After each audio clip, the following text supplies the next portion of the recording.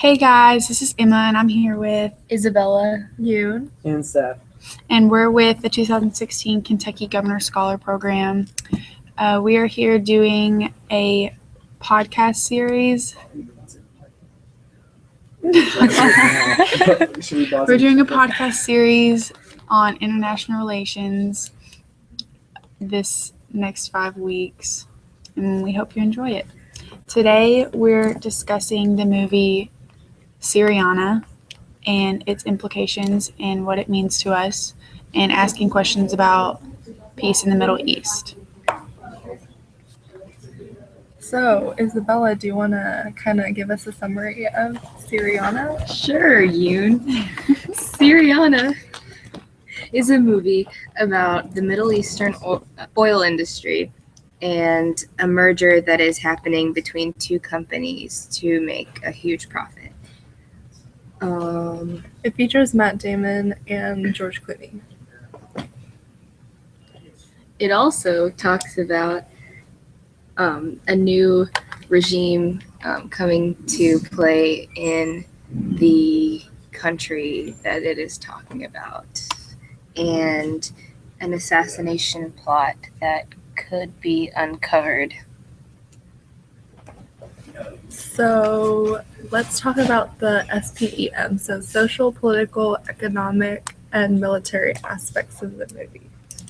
So, I think a lot of us can agree that the biggest part that plays in the oil industry is the economic part. The profit. The profit that comes out of it. So the movie kind of showed how big the economic aspect played, because there was this huge oil company in the US and they wanted to make so much money, and the government wanted a certain heir. So there were two brothers in the royal family in the country that was discussed in the movie, and one was super, like, he wanted women's rights, and like he wanted to make changes for the company that country that was like really good and like would make more of a democratic government. But in turn with that, it would also, like, he wanted to build up his country. So with the oil in his country, he would have auctioned that off to other countries, and the U.S. could potentially not get all the oil in that country, and the prices of oil would go up for us because it would have to go through another country first. Yeah, and then there was a little brother who was like kind of stupid, I guess. Yeah, and then so that was the brother that the U.S. government wanted to be the next king, because they could manipulate him and be like, oh, the best idea is to give the oil and give the land to us, because then we know how to deal with it. And basically the U.S. just wanted the oil so they could make more money. And to protect the economic stability of oil in our country. Otherwise, the prices would have skyrocketed. Yeah, and then so that's the political aspect and the economic aspect. The military aspect was at the very end. The older brother was trying to overthrow the younger brother, and the U.S. government and military knew that and basically plotted to murder the older brother, which they ended up doing.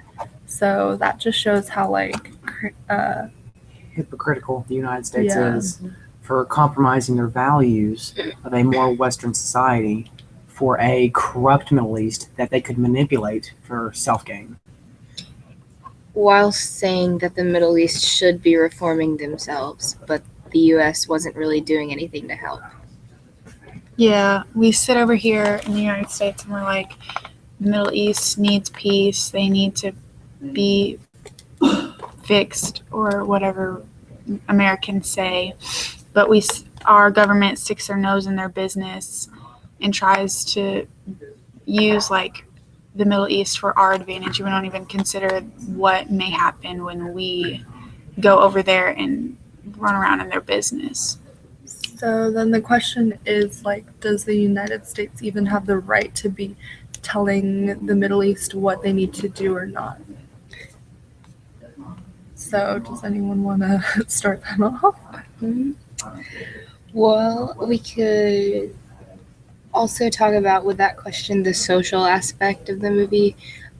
It depicted a son and his father struggling to get work because they didn't know they didn't know Farsi, I think. Was it? Right. Yeah, they didn't know Farsi. He's learning it. So he went to an Islamic school, and he tried to learn the language. The son.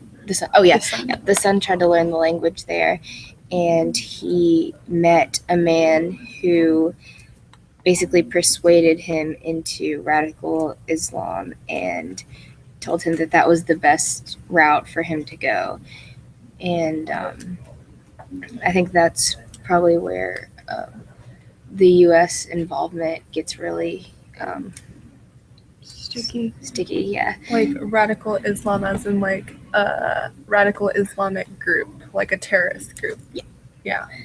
So the involvement of the U.S. kind of gets into more of the social aspect, along with the economic. These individuals weren't even a part of a caliphate. They were just individuals who were following the principles of Islam to earn your way to heaven through the Sharia law of jihad. And so they believed, well, he was persuaded, the son was, through this man, that to earn your way to heaven, you have to literally murder infidels, people who do not believe in Islam.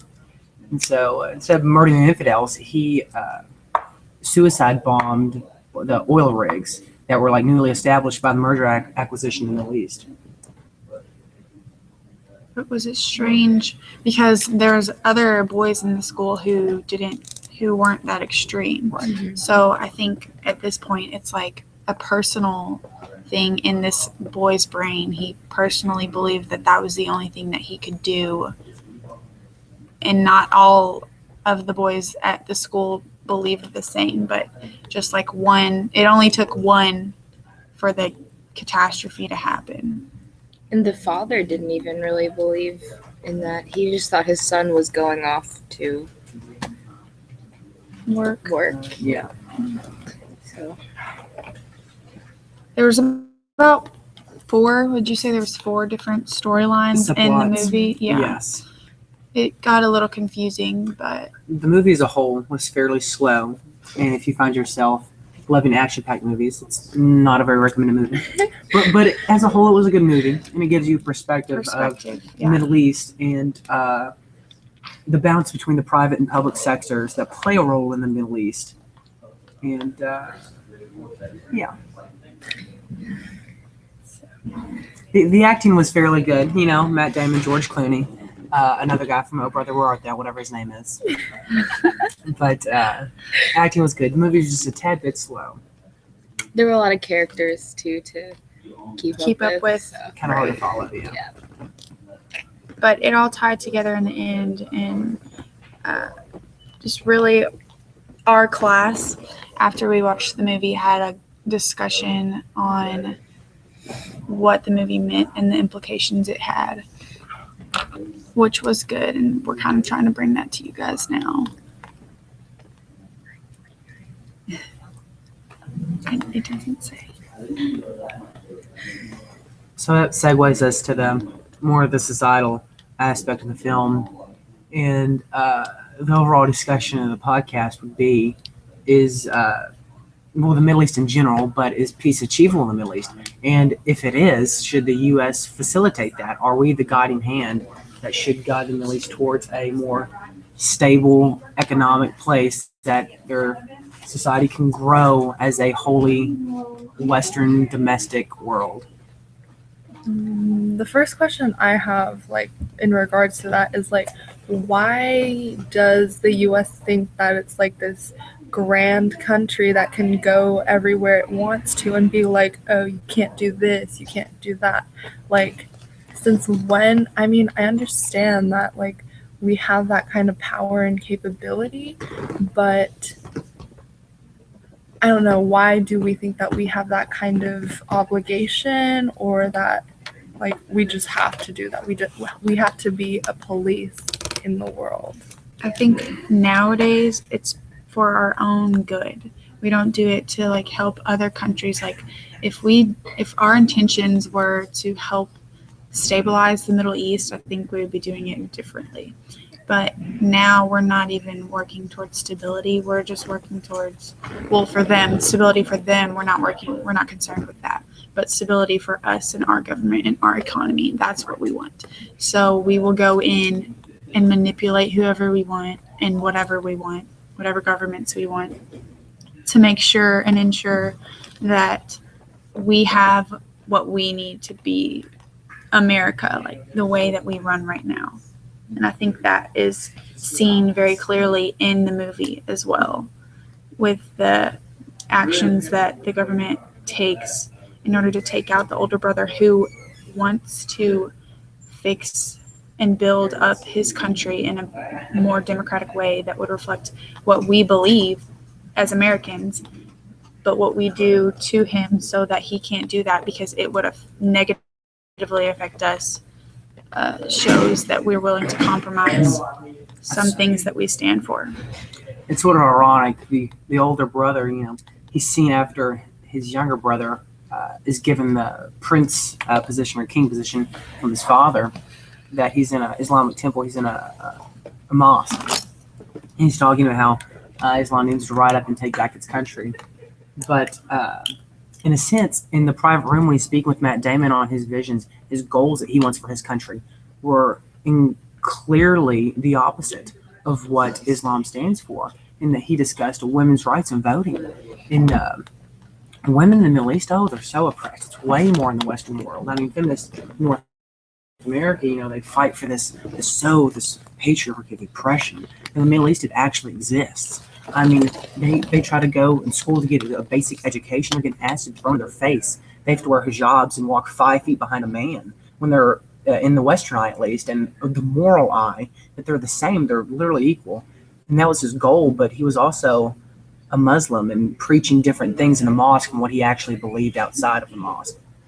I think that's why it's really hard to determine the role of the U.S. because while we kind of stand for the values that the new prince wants, the majority of the Middle East stands for a total opposite approach. So it's in my opinion, it's gonna have to be a thing that they fix themselves, and they'll end up resenting us more if we try to help them. So, and then going back to what Seth said about like how women are oppressed, we might see that the women are oppressed, but it's like life for the woman. It's just like inevitable. And some women enjoy wearing the hijabs, and like it's their choice. And women I know some girls that like at my school that when they turn a certain age, they can choose whether or not to keep wearing the hijab. And there are a few girls that decide to keep wearing it, and there are a few girls that decide to take them off and not wear them ever again. Yeah, just like our Western American society beliefs, just kind of contrast what they believe as Middle Eastern Islamic society. Just our country is built on Christianity and their country is built on Islam, and those beliefs contrasted for us trying to force our democratic ways onto their country would not turn out well. For us, we say the Middle East needs peace and they need stability, but if you ask someone who lives there, we're not really sure whether they would think it's not, like, if it was like war torn, or if they think that it is peaceful, like this is their peace, like they don't think it needs more peace. It's fine for them. It's what their life consists of. And for us to go in and say these things and try to control how their life goes is not really our place, I don't think. If they think an issue needs to be resolved, then they should be doing it themselves because they know what kind of result that they want. It's their, territory almost. You could also go off that and say, well, it's not our job. Whose job is it? Who is going to step in the Middle East? Who is going to help if they want to be helped? Who knows? We don't really know as 17-year-olds if the Middle Easterns actually I'm want. not 17 yet. I'm not either. Teenagers that whether do the women even feel like they're oppressed? I mean, if they believe in Islam, they're fine with it then. It's just from our perspective, our value system, we see it as deplorable institution of oppression, and we believe as the U.S. that if no one else is going to do it, we should do it, or if we should do it. But like, why do we think we are like that? Like, Why, like, what made us think that we should fix everyone? I think it's because I think we're the best. I'm not saying that we're not. I love Yeah. America, but I'm just saying for us, we are the best in our opinion, but I'm sure that they think their country is the best for them too. Right. It's all about perspective Right. in their countries. Well, going back to what Emma said of basically American exceptionalism, is that why is one of the reasons that these radical Muslims, not just Muslims, radical Muslims, want to commit jihad on American soil. It's because they have this idea of us, and we are fairly arrogant as American people. we are That very arrogant. Yeah. that we are the best. And it's true, we're very, we are world superpower. There's no Yeah. question. But they see us as the top echelon of something to attack. Of course, you see attacks in Charlie Hebdo, you see attacks in Belgium, you see attacks in Turkey. But if they ever land one on American soil, that's the big one. That's the one they use the propaganda for. That's the one. Because the American people, if they can kill them, they feel like they can kill anyone. I think this all, in some way, traces back to like 9/11. But what caused 9/11? Like, I don't really know the history. I don't even know if there is a history between the Middle East or like the radical Muslim terrorist groups.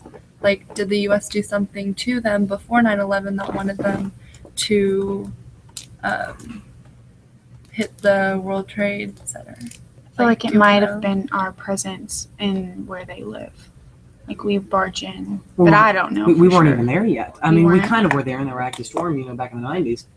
But I would go back to say again, it's because of American exceptionalism and the fundamentals of Islam that are radical.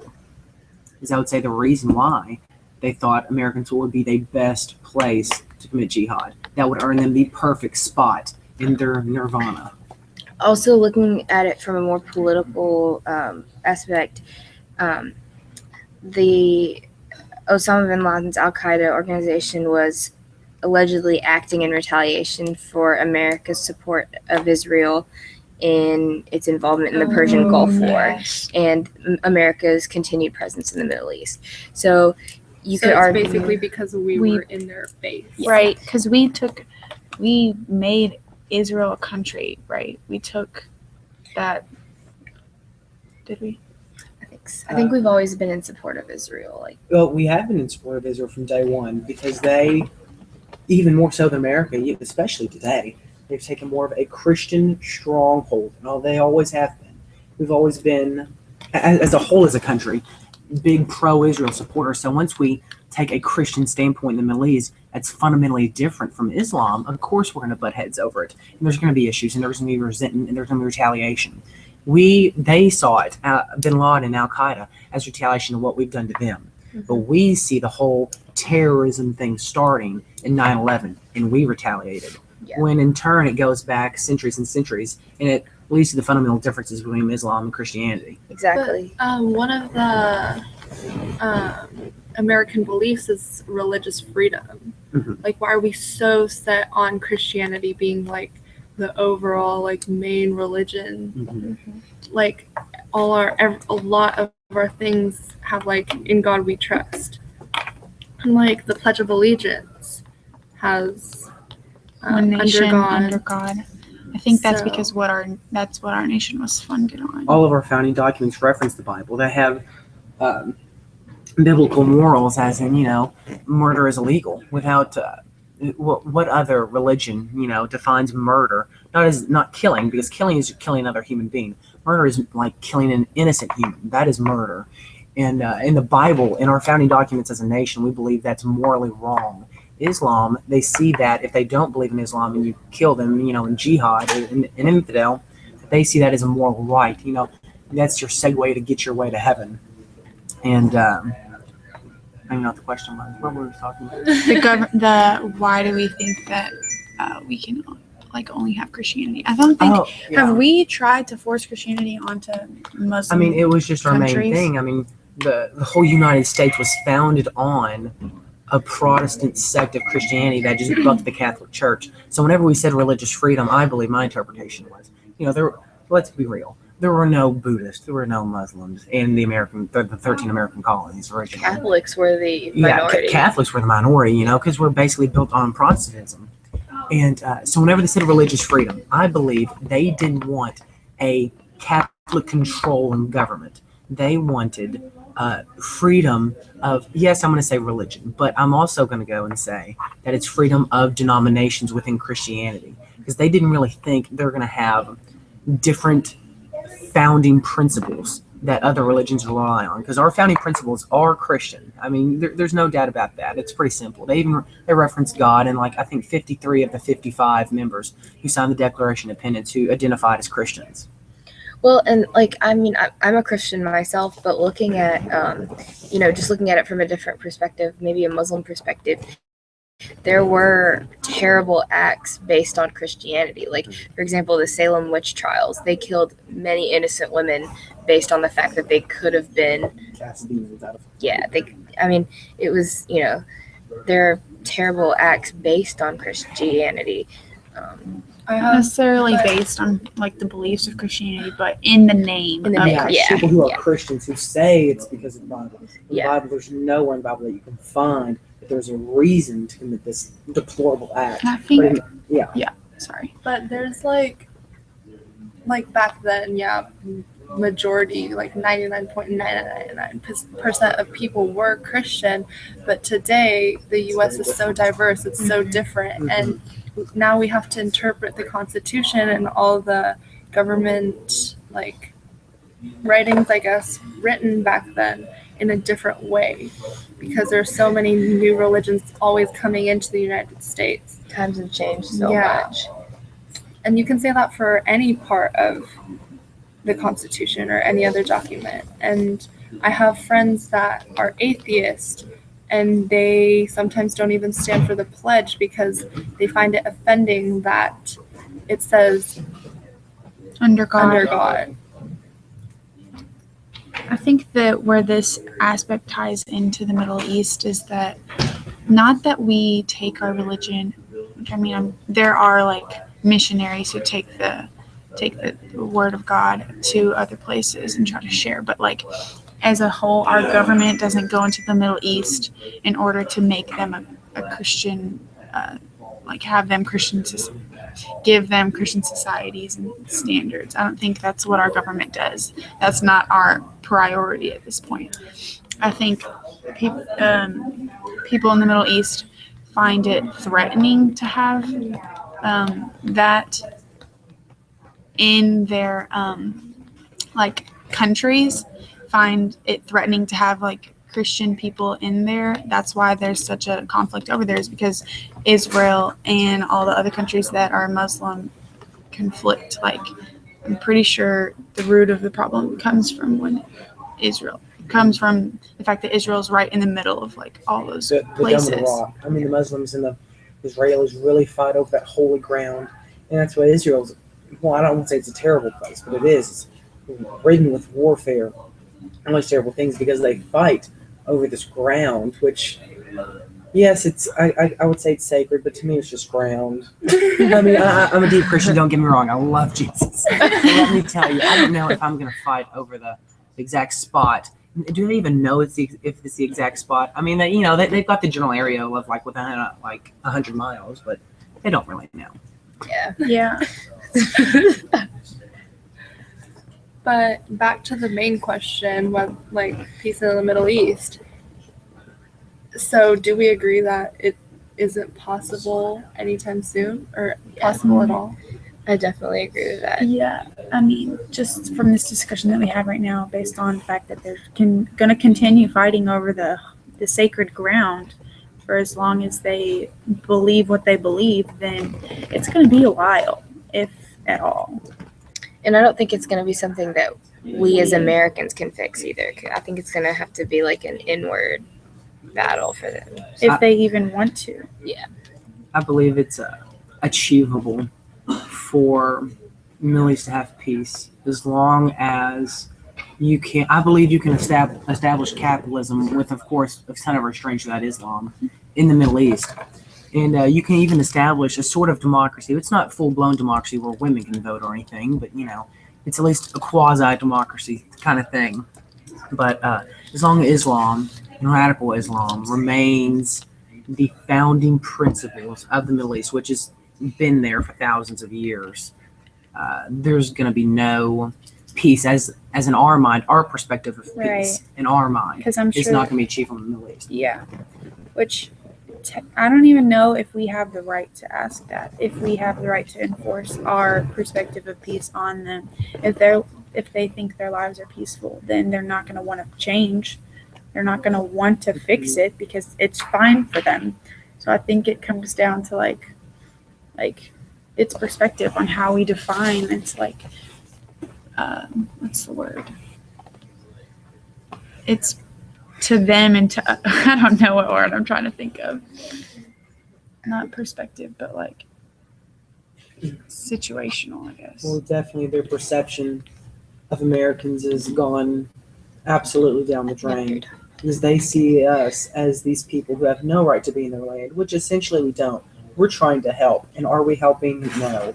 We are just carpet bombing the crap out of the Middle East. And they see us as these terrible Americans who are coming in and just killing their families. I mean, they're innocent people. Of course, we try to strategically avoid killing innocent people, but that's what ends up happening. But the thing is also that there are several Muslims that do want peace. They don't agree with the values of the radical Islamic terrorist groups, but they can't do anything about it because the groups are they're oppressing them. They're scaring them from like doing anything about what they believe in. And like I think that's also a problem in addition to the US being in their face and that's all up in their country and territory or whatever, that the terrorist groups are like scaring the innocent people and then trying to, I guess, force them to like believe in the terrorist group's values. And I think those Muslims that do want peace, and we're kind of destroying their peace right now, being there, being in the Middle East, because that just causes more conflict. I think sorry. No, that was all. I think there's more of a war going on, like in the Muslim religion between the peace-loving Muslims and then the radical Muslims who are kind of fighting. The good thing about the so-called peace-loving Muslims is that I don't know much about the Quran, so I can't speak for it, and quote scripture out of it. But they don't believe in the parts of the Quran, that the radical Islamists do, as in, earning your way to heaven through jihad. They believe you can earn your way to heaven through other things as well. And I think those Muslims are actually fine to live under American law. It works perfectly. I mean, they're not willing to go out on your next subdivision and just start blowing up homes in the name of jihad because they're infidels. Yeah, and I think what they could do with American law too, or like more of like molding to American law, is they could interpret it as they see best It's fit. a different interpretation between the two groups. Yeah. It's a literal interpretation for the radicals. There's things in the Bible that if we literally interpreted it, it would be like we couldn't eat certain foods, like in the Old Testament. But, Scallops. And some type of seeds. so I think, like with Christian beliefs, the New Testament brings a new light to the Old Testament. Mm-hmm. I don't really know how it works with the Quran. Things can definitely be taken out of context in the Bible. I'm sure it can probably be taken out of context in the Quran.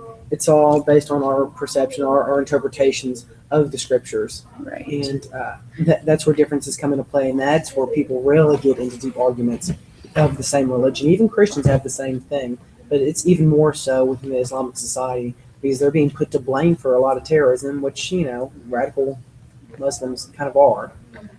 Yeah, definitely like different different like different branches of Christianity interpret the Bible in different ways, and I think that's probably. I mean, I don't know much about Islam, but that is probably the same way, I'm guessing, with Islam. So the radical view and the more moderate view of Islam could just be interpreting it in a different way. And I think also to get the peace in the Middle East, it would have to come above multiple countries' borders. It has to go above just a couple countries.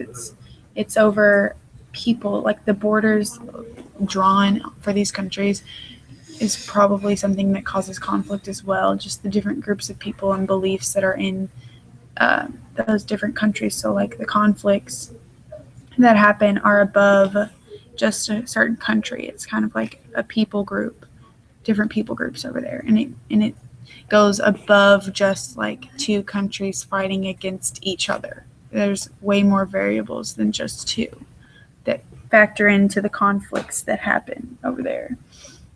And so I personally don't think that it's any of the United States business trying to fix, quote unquote, fix issues that are in the Middle East. Well, let's say the U.S. doesn't even have a hand in the situation. We just leave the Middle East alone and we take a more isolationist approach to the situation. There will always be, even if we were entangled in the mess, there will always be the ideology of radical Islam. And caliphates will rise and they will commit jihad against Americans if we remain as the American exceptionalist country. And you can't just eradicate an ideology as much as I would like to. You can't eradicate an ideology. But let's look at it from a Muslim perspective. So, just an innocent Muslim. Like, as Americans, our first instinct is like, we need to make the Middle East peaceful and not have these terrorist groups and stuff. But the innocent Muslims are thinking like, they aren't thinking about peace. They're thinking of like ways to escape from all the terror in the Middle East. Like they basically put aside peace and they're just like trying to protect themselves and make a better life for themselves. They don't want to be like kept in a place where they always have to be thinking that they could be bombed the next day or they could be killed. And I think, and they want to leave, and that makes me want to bring up the subject of Donald Trump. Yeah, I'll segue into that. I would say that, not Donald Trump specifically, Yeah. the 2016 presidential candidate, well, no longer, but Ted Cruz. He said that, Donald Trump said way more audacious claims, but Ted Cruz said, when if you're in a sand can glow, he's going to carpet bomb the Middle East, which is carpet bombing. But that's kind of frightening to me because I don't know if I want to just carpet bomb. I would do more of a strategic covert missions and strategic drone strikes into areas of where they're gathering. I know it's very difficult, but I just hate the idea of America coming in and killing. It's not just innocent Muslims, which they are, but they're innocent people. Mm-hmm. They're fellow man that we are killing for no reason other than trying to attempt to kill bad people. And who are we, like, how do we define bad people? Like, there are bad people here in the United States. Right. And I just don't think that it's our job to go over there and do that. That's scary. That instills fear in other countries of us on what we'll do to protect ourselves. And it kind of scares us as Americans. What is our country, our government capable of doing? And not only the moral standpoint of that, but also, totally, carpet bombing, so to speak, a total basically you're just wiping out an entire country, not only country but religion. So you then have to look at, well, what are the repercussions of that, and what are other countries going to do, back to us. Well, going back to what Yoon said about Donald Trump, and if he is our president, which there is definitely a chance, chills all over. His executive order that he would sign when he gets in office to temporarily, he said temporarily, ban all Muslims. Still scares the living crap out of me. That's against what we believe. Yeah, freedom of religion. It's definitely against our core values. I understand. He said to figure out the issue. Is he or is his cabinet going to figure out the issue of why terrorism? They're not. No, They they can't do can't. it. They're not going to take it. Sit Right. down and have a discussion like Yeah. this. We're not coming to any Drink some coffee conclusions. and be like, stop Yeah. being doing terroristic acts against us. Or It's going to the rest of the lead world. to a permanent ban on Muslims, which I don't agree with Islam whatsoever, but I do think it's wrong that we would ban a religion from the United States. And then also something he said recently after the Florida shooting, Orlando shooting. Yes. He was like,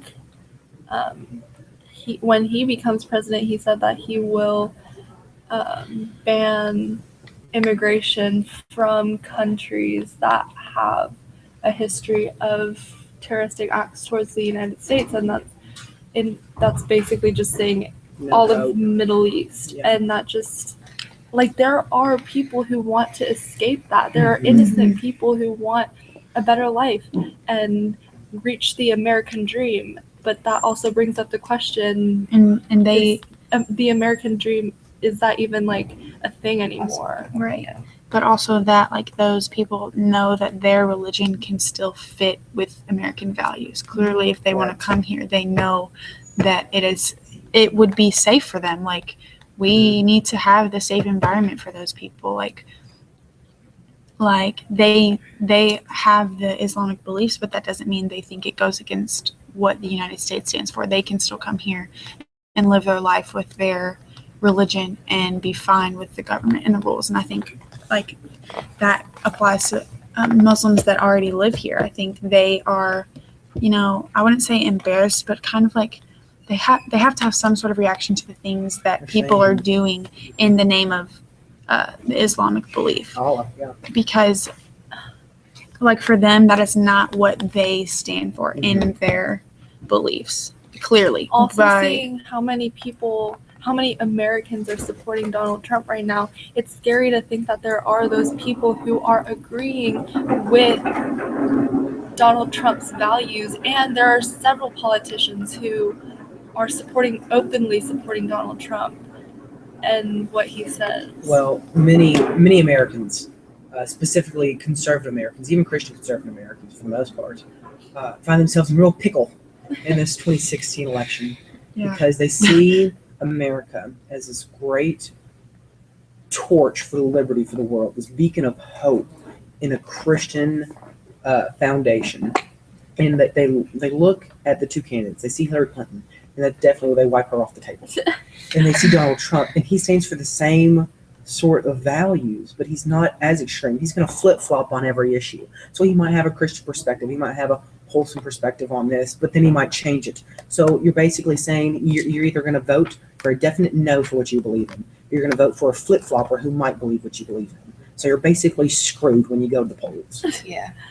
And you'll just be left to write in Cookie Monster. Gary Johnson, Gary 2016. But I think the belief there is that not that I think this, but I think somewhat of the belief there with banning Muslims is that they might have the potential to become radical. Right. And I think that's the belief. The Muslims that are banned could turn Right. against us. But I just mean like since radical Muslims are based on that belief, they have some sort of belief that it's from the same book as the peaceful Muslims. Then the ones that are here, I think the fear is that they have the potential of having that like change in their brain and the way they perceive the Quran. But I think that is not a really valid point because, I mean, it could be that way for any religion.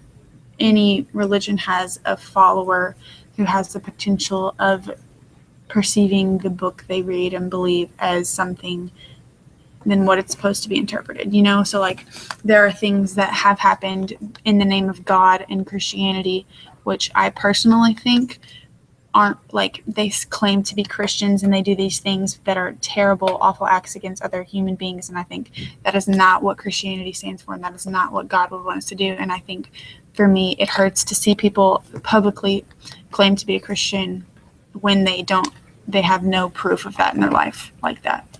And I think for me, and I can't speak for what the way their heart is with God, but for me, it's able to think that maybe they weren't even a true Christian to begin with. And so I think for Muslims who are peaceful and just want to live their lives and live in America and peacefully and get along with everyone and have a nice life here, they might have those same beliefs toward radical Islam, thinking, man, I don't think they understand what Islam really is about. And they have something that they claim is Islamic beliefs, but it's not really what we as Muslims actually stand for. And I think that is something that might go through their brains. I know that it would for me if I was in their position. There are also, if you look at it, there are also many similarities between Christianity and Islamic values. Yet they started as the same and then branched off. Well, they're with, both monotheistic, so they say more Muslims than Christians, because Christians here are the majority, not the minority, that they have the same God just because, they say Allah and our God are the same, which of course that makes me cringe because I don't think that whatsoever. But on a different point, I think it's very scary how these caliphates and these radical Islamic groups in the Middle East are getting a hold of this wonderful technology that we have now in the 21st century, and they're throwing their propaganda on YouTube and things like that to radicalize our own U.S. citizens, which are committing acts of violence. You see in the Orlando pool shooting, like Yoon said, things like that. It's absolutely deplorable. Well, some may say, like, personally, I do not think that, like, the shooter was an American citizen and he was Muslim, right? Mm-hmm. He was Muslim, but I don't think it was an act because of jihad. Yeah, because there are theories that say that he was gay. Yes. Mm-hmm. And he just got pissed off and he just started shooting everyone. I thought he had a. Wait, was he? I thought he had a family. I think he was like And a wife. struggling. No, like, that was an ex-girlfriend or ex-wife or something. Oh, okay. and he was like struggling with his religion and his sexuality at the same time. Yeah. So Islam, interesting enough, is even. I love how. Oh goodness! I love how the American left is so for homosexuality, which of course Christian mind said it's wrong. We believe it's inherently sin, or at least in my perspective, Christianity, I believe it's inherently sin. But we don't go out, we don't murder them.